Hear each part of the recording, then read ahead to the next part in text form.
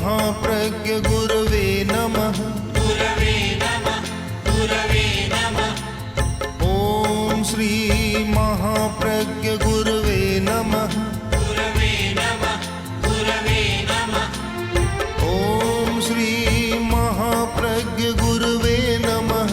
गुरवे नमः, ॐ श्री महाप्रज्ञ गुरवे नमः। गुरवे नमः। ॐ श्री महाप्रज्ञ गुरवे नमः। आज असंयम बहुत ज्यादा बढ़ा है। जैन लोगों को भी अणुव्रती होना बहुत जरूरी है। भगवान महावीर ने जब कहा दुबिये धम्मे पन्नते एगार धम्मे अणगार धम्मे, मैंने दो प्रकार के धर्म का प्रज्ञापन किया है, एक अगार धर्म गृहस्थ का धर्म और एक अणगार का धर्म। तो अगार का धर्म है ये 12 व्रत हैं और 12 व्रत का आधारभूत सार पहला 5 अणुव्रत है। अणुव्रत आज की बहुत सारी समस्याओं पर विचार करें तो वे समस्याएं क्यों पनप रही है? इसीलिए पनप रही है कि जीवन में व्रत नहीं है, संयम नहीं है, असंयम है, असंयम। असंयम इतना ज़्यादा बढ़ा है, लोग कहते हैं बीमारियां बहुत बड़ी है, परंतु हम देखेंगे कि बीमारियां नहीं बढ़ी है, असंयम बढ़ा है। और जितना असंयम बढ़ेगा बीमारी बढ़ेगी, चोरी डकैती बढ़ेगी, अपराध बढ़ेगा और आतंक बढ़ेगा। सबका मूल आधार है असंयम, अव्रती। अव्रती जब आदमी होता है, कोई जीवन में व्रत नहीं होता, तो फिर वह सब कुछ कर सकता है। कोई रुकावट तो है नहीं, कोई प्रतिरोधक शक्ति नहीं जो रोक सके, तो वह सब कुछ कर सकता है। आज की समस्या को हम एक शब्द में परिभाषित करना चाहे तो वह है असंयम की समस्या, अव्रत की समस्या, सबसे बड़ी समस्या। राजनेताओं को कहते हैं कि आप लोग गांवों के लिए, गरीबों के लिए कुछ करते नहीं, तो कहते हैं महाराज करना तो चाहते हैं, करते भी हैं, किंतु जिनके लिए देते हैं वहाँ तक पहुँचता नहीं, पहुँचता है तो एक नमक जितना पहुँचता है। अगर हम 1 रुपया देते हैं तो गरीब तक 15 पैसा पहुँचता है, और आज की बात करें तो 5 भी मुश्किल से पहुँचता है। झारखंड में हमारे अहिंसा प्रशिक्षण के कार्यकर्ता कार्य कर रहे थे। जब उन आतंकवादियों से मिले, बातचीत हुई, आदिवासी जनजातियों से मिले, बातचीत हुई, तो उन्होंने कहा कि समाचार पत्रों में तो पढ़ते हैं कि सरकार हमारे लिए बहुत कुछ कर रही है, किंतु वास्तव में हमारे पास कुछ पहुंचता नहीं, बीच में ही गबन हो जाता है, बीच में ही खा जाते हैं। एक बहुत मोटा ताजा आदमी, बड़ा पेट, दुकान के आगे खड़ा था, आटे की दुकान थी, आटा बिक रहा था। एक दूसरा आया और बोला, तो उसने कहा कि आज तो आटा है नहीं, कम हो गया। तो उसने कहा अरे आटा कम कहाँ जाता है? कि आपको दिखाई नहीं देता, ये तूंद वाले खड़े हैं, आटा इनके पेट में चला जाता है, बाकी सारे भूखे रह जाते हैं। आज बुद्धि ने एक अपराध किया है। बुद्धि का बड़ा महत्व है। शुद्धा ही बुद्धि किल कामधेनु, बुद्धि को कामधेनु कहा गया, पर उस बुद्धि को जो शुद्ध है, आज बुद्धि शुद्ध नहीं है। आज बुद्धि का उपयोग दूसरों को ठगने में, जाल बिछाने में है। आपने देखा होगा, इन दिनों समाचार पत्रों में पढ़ा होगा कि अब एक रास्ता ऐसा निकला है कि मांगने की जरूरत नहीं, बस बैंक की डकैती करो और सब काम हो जाएगा। और इन दिनों में राजस्थान में बैंक की डकैती के कितने संवाद आए, समाचार पत्र पढ़ने वाले जानते हैं। नए नए तरीके, क्योंकि बुद्धि करा रही है। गांव का निर्बुद्धि आदमी, कम पढ़ा लिखा आदमी, वह बैंक की डकैती नहीं कर सकता। उसके लिए आज का एक चालू शब्द है एफिशिएंसी, दक्षता चाहिए, दक्षता। आज की सारी बुद्धि इस काम में लगी हुई है। चाहे तो बम विस्फोट करेगा तो बुद्धिमान करेगा, मूर्ख आदमी बनाना ही नहीं जानता और करना भी नहीं जानता। चाहे दूसरे को लूटेगा तो बुद्धिमान ही लूटेगा। तो मुझे लगता है कि आज बुद्धि पर पुनर्विचार होना चाहिए कि बुद्धि व्रत के साथ जुड़नी चाहिए। आचार्य भिक्षु, जो तेरापंथ के प्रथम आचार्य, बहुत बुद्धिमान थे, बड़ी प्रबल बुद्धि थी।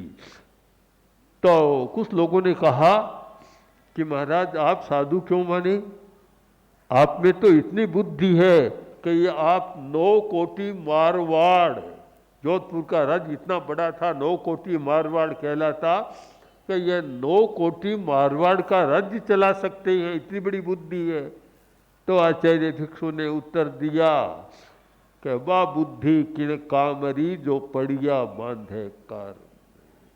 बुद्धि वाही सराहिए जो सेवे जिन धर्म है, कि वही बुद्धि अच्छी है जो धर्म की साधना करती है, चाहे महाव्रतों की करे चाहे व्रतों की करे। और वह बुद्धि किस काम की, जो कर्म का बंधन होता है, दूसरों को ठगते हैं। आज तो ऐसा लगता है कि बुद्धि का सारा व्यायाम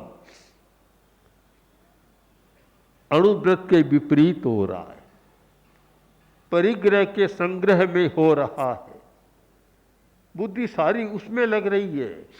आज बुद्धिमान बहुत ज्यादा है, इतनी बुद्धि बढ़ी है, इतना कौशल बढ़ा है कि दुनिया भर की कंपनियों को देखे और वैज्ञानिक आविष्कारों को देखे तो लगता है कि अतीत में इतना बुद्धि का काम या व्यायाम नहीं हुआ था जितना आज हो रहा है। किंतु जितनी बुद्धि बढ़ी है उतना ही असंयम बढ़ा है। कहीं सीमा नहीं, सीमा नहीं। अगर 50 अरब आ गया तो वह चाहता है कि मेरा नाम और आगे आए, पहला नंबर मेरा रहे। आज सारी बुद्धि उधर जा रही है, प्रथम सूची में मेरा नाम आए, सारी बुद्धि उसमें लग रही है और ये असंयम बढ़ रहा है। खाने का असंयम कितना बढ़ा है आप जानते हैं, आज के छोटे बच्चे जानते हैं। छोटे बच्चे जितनी चीजें खाते हैं हम तो उनका नाम भी पूरा नहीं जानते। कभी कभी देखते हैं कि ये क्या है, नाम बताते हैं और ऐसे नाम है गड़बड़ के, क्या नाम याद भी पूरे नहीं रहते। इतने नाम बढ़ गए, इतना सारा हो गया। तो खाने में असंयम, व्यवहार में असंयम, दुकान में असंयम, ऑफिस में असंयम, सब जगह अव्रत चल रहा है। आज की जो सबसे बड़ी समस्या है वह अव्रत की समस्या है। समस्याओं का बहुत बड़ा वर्गीकरण है, समस्याओं की बहुत बड़ी सूची बनाई गई है कि समस्या क्या है। भूख की समस्या, गरीबी की समस्या और भी बीमारी की समस्या, अशिक्षा की समस्या, ये सारी समस्याएं हैं।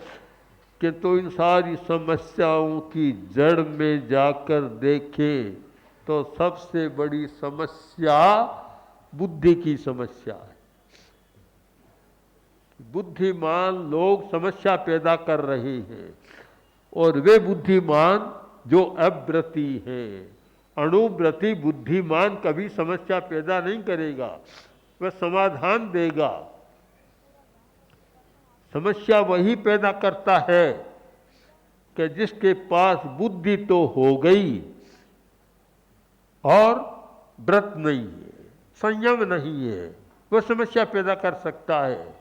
बुद्धि का काम भी ऐसा हो गया, एक समस्या को सुलझाते हैं। सरकार भी कितनी समस्याओं को सुलझाती है और नई समस्या पैदा हो जाती है। बुद्धि का भी काम, बुद्धिमान का भी काम है कि एक बड़ी समस्या पैदा कर दो जिससे छोटी समस्या को लोग भूल जाए। उनके सामने बड़ी समस्या पैदा कर दो, एक समस्या को सुलझाओ और दूसरी समस्या को पैदा कर दो। राजपथ और राजपथ के पास एक लिंक रोड कच्ची थी, कारें आती और फंस जाती। एक रात का समय, अंधेरा हो गया, कार आई गांव से और राजपथ पर हाईवे पर जा रही थी, बीच में फंस गई। मालिक था, स्वयं ड्राइव कर रहा था, नीचे उतरा और धक्का दिया, पर उतनी ताकत नहीं थी कि कार बाहर निकल जाए। तब देखा आसपास में तो एक झोंपड़ी थी, वहाँ गया और देखा तो एक हट्टा कट्ठा आदमी बैठा है। बोला मेरी कार फंस गई, निकाल दोगे? कि हाँ निकाल दूंगा। क्या लोगे? कि 100 रुपया लूँगा। 100 ज़्यादा है, यहाँ तोल मोल होते हैं, आते आते 10-20 पर आ गए कि इतना लूँगा। कोई बात नहीं, चलो मेरी कार निकाल दो। आया, एक धक्का दिया, कार निकाल दी। उसने 10-20 रुपये दे दिए, बोले कि तुम्हें तो कहीं नौकरी करने की ज़रूरत नहीं है। दिन रात में 5-10 कारें तो आती है, तो 100-200 ऐसे ही पैदा हो जाते, कहीं जाने की जरूरत नहीं। बाबूजी रात को कहाँ आते हैं, रात को तो मैं यहाँ पानी डालकर कीचड़ बनाता हूँ, दिन में ही निकालता हूँ। बुद्धि का काम एक समस्या को सुलझाओ और दूसरी बड़ी समस्या पैदा कर दो। आज कुछ ऐसा हो रहा है। बहुत सारे राजनीतिज्ञ लोग, बहुत सारे वैचारिक क्षेत्र में काम करने वाले लोग और बहुत सारे योजना बनाने वाले जो लोग हैं, बड़े बड़े स्थानों पर बैठे हैं, बहुत बुद्धिमान है। मैं उनको बहुत लोगों को जानता हूँ, कितने बड़े बुद्धिमान हैं, किंतु योजना बनाते समय उनके सामने बड़ा आदमी रहता है, बड़ी बात रहती है, बड़ा कारखाना रहता है, बड़ी कंपनी रहती है, छोटी बातें सारी गायब हो जाती। आज की यही सबसे बड़ी समस्या। अगर हम समस्या का समाधान करना चाहें तो हमें 2 श्रेणियों में से एक अव्रती की श्रेणी और दूसरी व्रती की श्रेणी, व्रती श्रेणी का विकास करना होगा। आज जयपुर की आबादी 40 लाख लोग कहते हैं, लगभग 40 लाख है। 40 लाख में व्रती कितने और अव्रती कितने? कोई उत्तर दे सके तो दे। और जहाँ तक मेरा अनुमान है, पता किया है कि 40 लाख में मुश्किल से 5-10 हजार व्रती मिल जाए तो आश्चर्य मानना चाहिए। सारे के सारे अव्रती हैं, कोई व्रत नहीं, कोई नियम नहीं, कोई संकल्प नहीं और कोई परलोक की चिंता भी नहीं। मैंने तो बहुत बार एक गहन दृष्टि से देखा कि आत्मा है, मरना है, परलोक में जाना है, नया जन्म लेना है, ये सारा काम तो कम बुद्धि वालों के लिए है और कम धन वालों के लिए है। जो ज़्यादा बुद्धिमान है, ज़्यादा धनी है, फिर तो हम उन्हें कभी मरना भी नहीं है। उन्हें ये चिंता भी नहीं है कि मरने के बाद क्या बनूंगा। इतनी आसक्ति में रहते, निरंतर आसक्ति, सोचते भी नहीं। जितना वर्तमान में सोचते हैं, चुनाव आते हैं और कुर्सी के बारे में जितनी योजनाएं बनती है, चिंतन होता है, उतना समाज को अच्छा बनाने की दिशा में नहीं होता। और वह उस समय तो समाज को और बिगाड़ने का होता है कि शराब की बोतल पिलाओ, पैसा दो और वोट लो। सारी स्थिति बदल जाती है। एक ऐसी आसक्ति पैदा हो गई। भगवान महावीर ने उस आसक्ति के तंत्र को तोड़ने का प्रयत्न किया था। आदमी में आसक्ति बड़ी विचित्र होती है। एक आदमी इतना धनवान और साथ में उतनी ही गहरी आसक्ति, रात दिन धन ही धन दिखाई देता, धन के सिवाय कुछ भी नहीं। यह कभी सोचता ही नहीं मरना एक दिन छोड़कर जाना है, कभी सोचता भी नहीं। रात को सो रहा था, सोते सोते कुछ फाड़ना शुरू किया। फाड़ना, जब फाड़ने की आवाज आई, पत्नी पास में थी, जाग गई। पत्नी आई और उनका हाथ पकड़ लिया, बोले तुम बड़ी विचित्र हो, घर में तो मुझे टिकने नहीं देती, पर दुकान में भी नहीं टिकने देती। तुम्हें पता नहीं, ग्राहक आया है, गांव का आदमी आया है, लट्ठा मांग रहा है और लट्ठा मैं दे रहा हूँ, और वह कहता है इतना नहीं चाहिए मुझे, तोड़ फाड़ कर दे दो, थोड़ा टुकड़ा दो, तो फाड़ कर दे रहा हूँ। पत्नी बोली क्यों फालतू बात करते हो, अपनी धोती तो फाड़ रहे हो, कहाँ दुकान है कहाँ ग्राहक। आसक्ति में कुछ पता नहीं चलता। आसक्ति का बंधन इतना तीव्र होता है कि आदमी सच्चाई को पहुंच नहीं सकता। आज अपेक्षा है आसक्ति के चक्र को तोड़ने की। इतना गहरा चक्र है। एक आज कोई द्वंद्व है तो शायद आतंकवादियों से जितना नहीं, उतना आसक्ति के चक्र से है कि पूरा समाज आसक्ति के चक्र में है। आतंकवादी भी कोई क्यों बनता है? कौन पिता अपने पुत्र को मरने के लिए भेजेगा? वही धन का लोभ, वही धन की आसक्ति, वही सुविधावाद और धन, बस इन दो का चक्र चल रहा है। इस समस्या को भगवान महावीर ने देखा था और उससे सुलझाने के लिए कि समाज सुखी कैसे रह सके, अणुव्रतों का गृहस्थ के लिए विधान किया था, 12 व्रतों का किया था। पर उनमें से आज अगर संग्रह की सीमा, अनावश्यक हिंसा की वर्जना और व्यापार में मिथ्यावाद का निषेध और उपभोग की सीमा,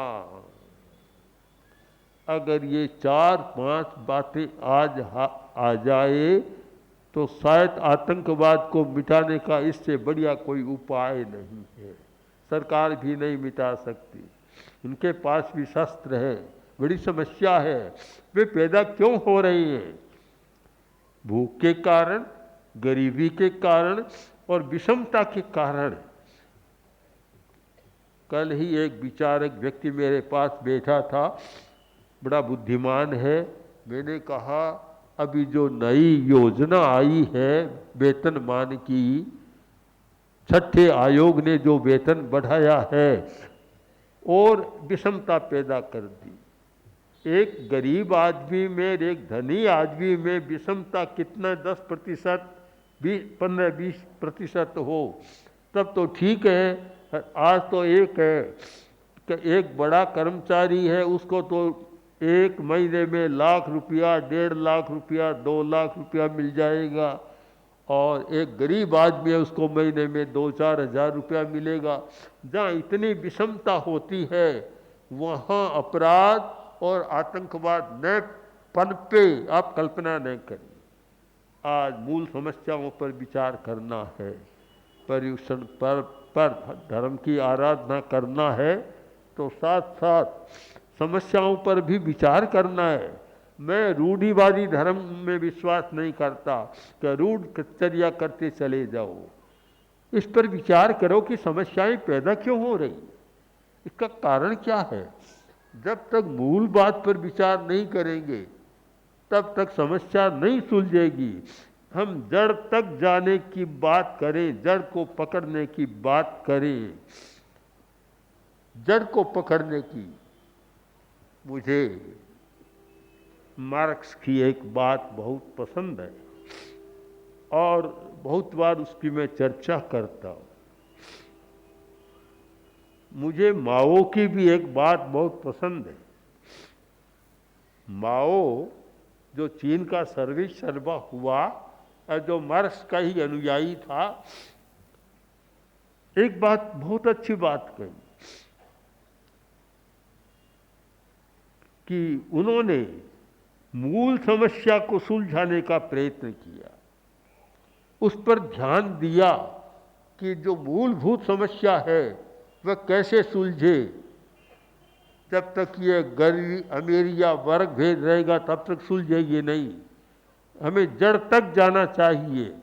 माओ ने लिखा कि मैंने ये पाठ मेरी माँ से पढ़ा। माँ बीमार हो गई तो माओ ने कहा, माँ तुम बीमार हो, मैं तुम्हारी क्या सेवा कर सकता हूँ। तो माँ ने कहा, बेटा ये जो मेरी फूलों की बगिया है मुझे बहुत प्रिय है, तुम उसकी देखभाल करो। काम सौंप दिया, 1 सप्ताह बीता, माँ स्वस्थ हो गई और कहा चलो बेटा बगिया को देखें कैसे। गए बगिया को तो सारे पौधे मुरझा रहे। माँ ने कहा, अरे बेटा तूने देखभाल नहीं की, इनका सिंचन नहीं किया, पानी नहीं। माँ मैंने बहुत अच्छा किया है, तुम तो पढ़ी लिखी नहीं हो, मैं तो पढ़ा लिखा हूँ, तो बड़ी बुद्धिमत्ता के साथ इनका सिंचन किया है, एक एक पत्ते को सींचा है। माँ ने कहा, बेटा जो जड़ को सींचता है वह समझदार होता है, और पत्ते को सींचता वह मूर्ख आदमी। तूने समझदारी का काम नहीं किया, जड़ को सींचना था, पानी मूल जड़ में डालना था, न कि एक एक पत्ते पर डालना था। आज भी हम विचार करें कि बहुत सारे लोग समस्या को सुलझाने की बात करते हैं, वे पत्ते पर पानी सींचने का प्रयत्न करते हैं, जड़ तक जाने का प्रयत्न नहीं करते और जड़ को सींचने का प्रयत्न नहीं करते, इसलिए पौधे मुरझा जाते हैं, समस्या का कोई समाधान नहीं होता। ये अणुव्रत, ये जड़ तक जाने की बात है। समस्या को सुलझाना तो और जड़ तक जाना तो अणुव्रत पर ध्यान देना होगा। अणुव्रत पर ध्यान दिए बिना, असंयम को कम किए बिना, अव्रत को कम किए बिना, आकांक्षा पर अंकुश लगाए बिना और सुविधावादी दृष्टिकोण बदले बिना आप कितना ही प्रयत्न करें, समस्या और उलझती चली जाएगी, समाधान नहीं होगा। इसलिए आज आवश्यकता है कि हम जड़ तक पहुंचने की बात करें, और जड़ तक पहुंचने की बात करते हैं तो अणुव्रत के सिवाय कोई दूसरा रास्ता हमारे सामने नहीं आता। महावीर ने जो देखा, दर्शन दिया, वह हमारे सामने आ जाता है। आज एक पर्यूषण पर्व की आराधना में, अणुव्रत की आराधना का दिन है, सब लोग चिंतन करें, चाहे कोई अणुव्रती हूँ यह नाम ले या न ले, किंतु अणुव्रत के जो सिद्धांत हैं, अणुव्रत के द्वारा जो असंयम पर कंट्रोल किया जा सकता है, उस पर अवश्य विचार करें। अणुव्रत की बात कुछ मैंने कही और पहले भी आपने युवाचार्य जी से सुनी है, पहले भी पता नहीं किन किन लोगों से सुनी होगी। मैंने जो कहना था वर्तमान की समस्या के संदर्भ में कहा है। केवल हम ये करें कि त्याग करो, संयम करो, स्वर्ग मिलेगा, मैं उस समस्या को नहीं छूता हूँ। मैं तो पहले कहता हूँ वर्तमान की समस्या और प्रेक्षा ध्यान का मूल आधार ही है वर्तमान में जीना। हम वर्तमान में जीना सीख जाएं और वर्तमान की समस्या को वर्तमान के तरीके से सुलझाएं तो एक समाधान हो सकता है। ओम श्री महाप्रज्ञ गुरवे